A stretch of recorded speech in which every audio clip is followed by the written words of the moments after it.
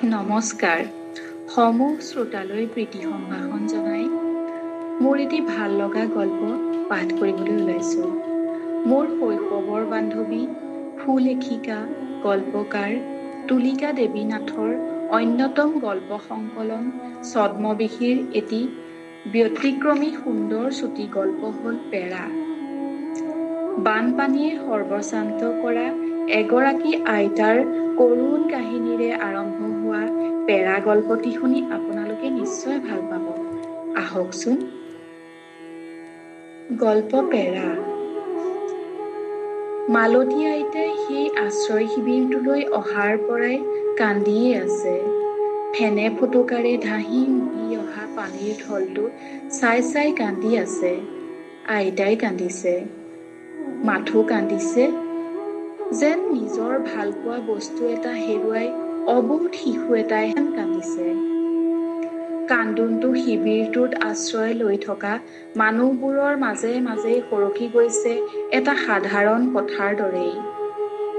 কান্দিবই, সকলোৰে দুখ কুলাই পাছিৰে নধৰা হৈছে, সকলো বানপীড়িত, সকলো আজি সৰ্বশ্ৰান্ত।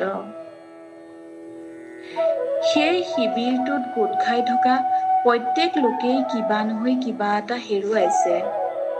কোনোৱে গাৰ ঘাম মাটিত পেলাই কৰা খেতিটো, কোনোৱে ঘৰৰ বহুমূলীয়া সম্পদ, কোনোৱে নিজৰ সন্তানৰ দৰেই লালন পালন কৰা ঘৰচীয়া গৰু ছাগলী।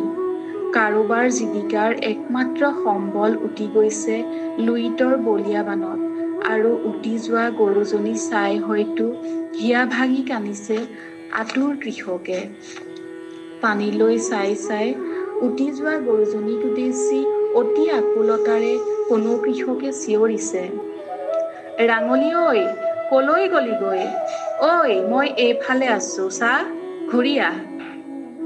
কাৰো সময় নাই কাকো সান্তনা দিবলৈ। সকলোৰে একেই অৱস্থা। নতুনকৈ বনোৱা মাথাউৰিটো হঠাতে ভাগি যোৱাত নদীপৰীয়া গাঁওখন আজি সৰ্বশ্ৰান্ত হৈছে। সকলোৱে নিজৰ ঘৰ ভেটি এৰি আশ্ৰয় লৈছে পানীত নুডুবাকৈ থকা ওখ ঠাইত। মালতী আইতাও আজি সেই শিবিৰটোত উঠিছেহি। বলীয়া বানৰ প্ৰলয়ংকাৰী ৰূপত তিষ্ঠিব নোৱাৰি ঘৰ ভেটি এৰি থৈ আহিছে। বুকুৰ আপোন লুইতখন যেন আজি ভয়ংকৰ হৈ উঠিছে। প্ৰচণ্ড খঙত যেন লুইতে ধুই গৈছে গাঁওবোৰ। সকলো অসহায়। প্ৰকৃতিৰ এই ৰূপ নিবাৰণ কৰাৰ ক্ষমতা কাৰোৰে নাই। সকলোৰে বুকুৰ আপোন নদীখন যেন আজি অচিনাকি হৈ পৰিছে। কিন্তু সেই শিবিৰলৈ অহাৰ পৰাই আইতাই কান্দিয়ে আছে। সকলোৱে জানে গাঁৱৰ এমূৰে থকা আইতাৰ ঘৰটোৰ চালেৰে পানী নটা অৱস্থা। নিঃসন্তান মালতী আইতাই স্বামীৰ মৃত্যুৰ পিছত অকলেই ঘৰটোত আজি বহু বছৰ আছে। হয়, আইতাৰ লোকচান হ'বলগীয়া একো সম্পত্তি নাই ঘৰটোত। কিন্তু আইতাই কিয় কান্দিছে কোনেও বুজিব পৰা নাই। এনেকুৱা বানৰ সন্মুখীন তেওঁলোকে আগতেও নোহোৱাকৈ থকা নাই। মালতী আইতাও নতুনকৈ সন্মুখীন হোৱা নাই এনে প্ৰলয়ংকাৰী বানৰ। অৱশ্যে এইবাৰ বান আহিব বুলি কোনেও ভবাই নাছিল। নতুনকৈ বনোৱা মাথাউৰিটোৱে তেওঁলোকক সুৰক্ষা দিব বুলি সকলো নিশ্চিত আছিল। সেয়ে কোনোৱে বান আহিব বুলি সাজু হোৱাও নাছিল। আচলতে নিজৰ বহুমূলীয়া বস্তু বাহনিবোৰ সুৰক্ষিত স্থানত থবলৈ কোনেও আহৰিয়েই নাপালে। মালতী আইতাই কান্দিয়ে আছে। সুধিলেও একো উত্তৰ দিয়া নাই। গভীৰ দুখত আইতাই মাথো কান্দি আছে। সকলোৰে মন আকাশ এসোমামান দুখ আৰু সংশয়ৰ কলীয়াত মেঘে মেৰিয়াই ধৰি আছে। তাতে আইতাৰ কান্দোনৰ শব্দই যেন সকলোকে কিবা এক বিৰক্তি দিছে। আইতাৰ কান্দোন বন্ধ কৰিবলৈ গাঁৱৰে দৰদী মহিলা কদমী আহি আইতাৰ কাষত বহিলেহি। কদমীহঁতৰ ঘৰো বানত ডুব গ'ল। বহু খেতি বাতি নষ্ট হৈছে। সিহঁতো আহি সেই শিবিৰটোতে আশ্ৰয় লৈছে। আইতাৰ কাষতে বহি কদমীয়ে মৰমেৰে ক'লে, আইতা, আপুনি ইমানকৈ কিয় কান্দিছে? আপোনাৰ দৰে আমাৰ চবৰে একে অৱস্থা। আপোনাৰ ঘৰটোলৈ ৰ'দ দিলে আপুনি পানী শুকালেই যাব পাৰিব। এনেকৈ কন্দা কটা কৰি নাথাকিব। কদমীৰ কথা শুনি মালতী আইতাই আৰু চিঞৰি কান্দিবলৈ ধৰিলে। আইতাৰ কান্দোন শুনি কদমীয়ে আকৌ ক'লে, নাপায়, এনেকৈ কান্দি থাকিব। মানুহ মৰিলেও এনেকৈ নাকান্দে। আপুনি এনেকৈ কান্দি থকা দেখি সকলোৱে অশান্তি পাইছে। কথাটো কৈ কদমী যেন নিজৰ ওচৰতে অলপ অপ্ৰস্তুত হ'ল। এৰা, কান্দিবলৈ মালতী আইতাৰ কোন আছে? নিঃসন্তান আইতাই স্বামীৰ মৃত্যুৰ পিছত অত বছৰে অকলেই এক নিঃসংগ জীৱন কটাইছে। গাঁওখনেই চাই আছে আইতাক। কদমীয়ে আকৌ ক'লে, আইতা, চোৱা, তুমি মোক নিজৰ ছোৱালী বুলি ভাবা। আৰু কোৱাচোন, কিয় এনেকৈ কান্দিছা? কান্দি থাকিলে কিবা উপায় ওলাব জানো? মোক কোৱা, কিজানি মই তোমাক কিবা সহায় কৰি দিব পাৰোঁৱেই। কি ভাবি জানো? আইতা এবাৰ অলপ শান্ত হ'ল। বহু আকুলতাৰে কদমীলৈ চাই ক'লে,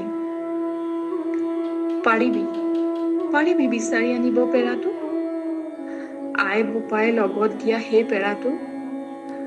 সেই পেৰাটোত আছে মোৰ মানুহজনৰ মৰমৰ উপহাৰ, মোৰ জীৱনৰ লগৰী। পাৰিবি বিচাৰি আনিব সেই বলিয়া বানত উটি যোৱা পেৰাটো? কদমীৰ চকুৰ আগত জিলিকি পৰিল মালতী আইতাৰ ঘৰত থকা সেই আওপুৰণি পেৰাটো। হয়, অতীতৰ বহু স্মৃতি সামৰি থোৱা আছে সেই পেৰাটোত। বহু সোণ-ৰূপ নাথাকিলেও পেৰাটোৰ লগত জড়িত আছে বহু স্মৃতি, বহু আবেগ। হয়তো মালতী আইতাৰ জীয়াই থকাৰ উৎস সেই পেৰাটোৱেই। এৰা, অতীতৰ বহু মধুৰ স্মৃতিক সাৱটি মানুহ জীয়াই থাকে। সেই স্মৃতি হৈ পৰে মানুহৰ জীৱন লগৰী।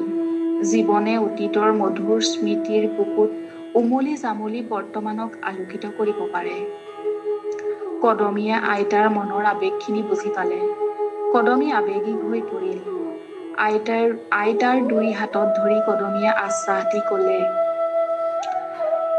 মই বিচাৰি আনিম আইতা। আপোনাৰ পেৰাটো মই বিচাৰি যাম। আপুনি নাকান্দিব। মালতী আইতাৰ কান্দোন অকণমান কমিল।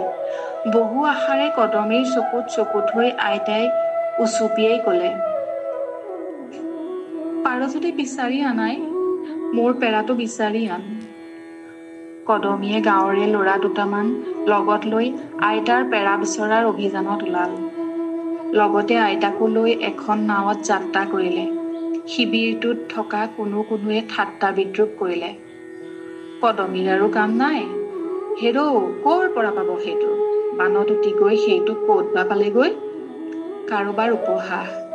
হেৰৌ, কিডাল আছে সেইটোত? চব বুঢ়ীৰ ভেকু ভাওনা।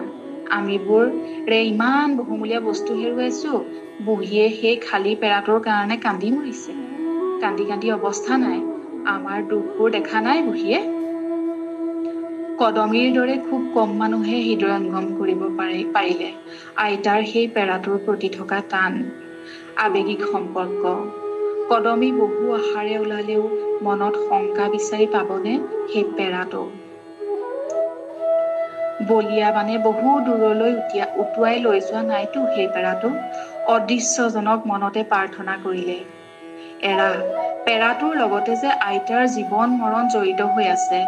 পেৰাটোৰ ভিতৰত কি আছে কদমীয়ে নাজানে, কিন্তু তাই নিশ্চিত যে তাত মালতী আইতাৰ বহু অতীত স্মৃতি বিজড়িত কিবা এক বস্তু আছে, যি আইতাৰ জীয়াই থকাৰ প্ৰেৰণা, নিঃসংগ জীৱনৰ লগৰী স্বৰূপ।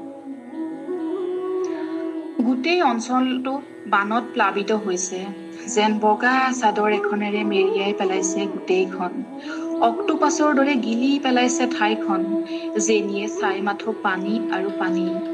কদমীহঁতে আশ্ৰয় লোৱা শিবিৰটো অকণমান ওখ ঠাইত আছে। তাতে ২-৩খন গাঁৱৰ মানুহে আশ্ৰয় লৈছে। মানুহ, জীৱ-জন্তু, গাড়ী-মটৰেৰে সৈতে বিশৃংখল আৰু অস্বাস্থ্যকৰ পৰিৱেশ এটাৰ সৃষ্টি হৈছে। কদমীহঁতৰ নাওখন পানী ফালি আগবাঢ়িল।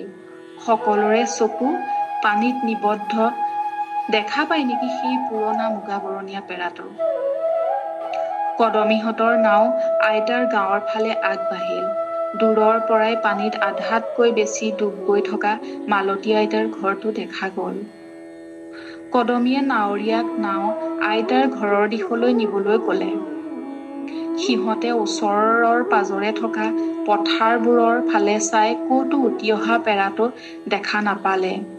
কদমীৰ মনটো যেন অস্থিৰ হৈ পৰিছে, তথাপিও বিশ্বাস হেৰুওৱা নাই। ঘৰটো দেখি মালতী আইতাই আকৌ কান্দিবলৈ ধৰিলে। কদমীয়ে আশ্বাস দিলে, ৰ'বাচোন, আগফালৰ পথাৰৰ ফালে যাবলৈ আছেই, নাপাম বুলি নাভাবিবা। ইমান গধুৰ পেৰাত ক'ত যাব বেছি দূৰ? কদমীৰ কথাত মালতী আইতাই মন অলপ পোহৰ হ'ল। আইতাৰ ঘৰৰ সীমাত সিহঁত উপস্থিত হ'লগৈ। চাৰিওফালে ডাঙৰ ডাঙৰ আৰু শকত শকত কলগছবোৰে আৱৰা আইতাৰ ঘৰৰ চাৰিওকাষ। আগফালে থকা কলগছবোৰৰ মাজত উটি আহি লাগি থকা কিবা কিবি বস্তু কদমীহঁতৰ চকুত পৰিল। কিন্তু পেৰাটো ক'তো দেখা পোৱা নাই। নাও অলপ আগবাঢ়ি যোৱাত এনেতে দুজোপা কলগছৰ মাজত মুগা বৰণৰ কিবা এটা সোমাই থকা কদমীয়ে দেখিলে। কদমীয়ে চকু মুদি অদৃশ্যজনক প্ৰাৰ্থনা জনালে। ভাবিলে, সেইটো পেৰাটো হ'লেই হয় আৰু। নাৱৰীয়াটোক তেওঁ সেই দিশত নাওখন নিবলৈ ক'লে। কদমীৰ গাটো কঁপি উঠিছে। সেইটো যদি সেই পেৰাটো নহয়? নাৱৰীয়াকেইটাই নাও কলগছ কেইজোপাৰ কাষলৈ লৈ গ'ল। সকলোৰে আগত জিলিকি উঠিলে কলগছৰ মাজত ঠেকা খাই সোমাই থকা সেই বস্তুটো। সকলো উদ্গ্ৰীৱ হৈ পৰিল। আইতাই চিঞৰি উঠিল, সেইটো মোৰ পেৰাটো। পেৰাটো দেখি মালতী আইতা নাৱৰ পৰা জঁপিয়াবলৈকে ধৰিলে, যেন বিচ্ছিন্ন হোৱা নিজৰ সন্তানটোহে ঘূৰাই পাইছে। কদমীয়ে আইতাক বাধা দিলে। সিহঁতৰ লগতে যোৱা ল'ৰা এটাই পেৰাটো টানি নাৱলৈ তুলি আনিলে। আইতাই বলিয়াৰ দৰে পেৰাটো সাৱটি চুমাৰে উপচাই অতি উৎসুকতাৰে পেৰাটো খুলিলে। কদমীহঁতৰ সকলোৱে অতি আগ্ৰহেৰে চাই থাকিল পেৰাটোত কি আছে। আইতাই উলিয়াই আনিলে ৰছীৰে মেৰিয়াই বান্ধি থোৱা পলিথিনৰ মোনা এটা। আইতাই মোনাটো খুলি এযোৰ পুৰণা পাটৰ কাপোৰ উলিয়াই বুকুত সাৱটি ধৰিলে। আইতাৰ চকুৰ পৰা চকুলোৰ ঢল বৈছে। সেয়া যেন সুখৰ চকুলো, প্ৰাপ্তিৰ চকুলো। কদমীলৈ চাই মালতী আইতাই ক'লে, কদমী, ককাৰে এইযোৰ পিন্ধাই মোক ঘৰ সুমুৱাইছিলহি। এইযোৰ মোৰ মানুহটোৰ প্ৰথম উপহাৰ। এইযোৰৰ লগতে পুৰণা স্মৃতিবোৰ সাৱটি জীয়াই আছো অ'। তহঁতে নুবুজিবি। কদমী আৱেগিক হৈ পৰিল। তাইৰো দুচকু বৈ গৈছে কিবা এক অজান দুখ আৰু সুখ মিশ্ৰিত অনুভৱত। তাই বুজি উঠিছে মালতী আইতাৰ চকুলোৰ কাৰণ। তেওঁৰ অনুভূতিবোৰ অনুভৱ কৰিব পাৰিছে কদমীয়ে। তাই আইতাৰ চকুপানীখিনি মচি দি পৰিৱেশটো সলাবৰ বাবে মালতী আইতাক কাষতে সাৱটি ধৰি ক'লে, এতিয়া তুমি এই কন্দা কটাবোৰ এৰা। তোমাৰ চেনাইৰ উপহাৰ ধুনীয়াকৈ জাপি থৈ দিয়া। ল'ৰাকেইটাক উদ্দেশ্যি তাই ধেমেলীয়া সুৰত আকৌ ক'লে, ঐ ল'ৰাহঁত, আজি ভাল মাছ এটা ধৰিবি। ৰাতিলৈ আইতাৰ পেৰাটোক পোৱাৰ ফূৰ্তিত ভোজ এটা খাম।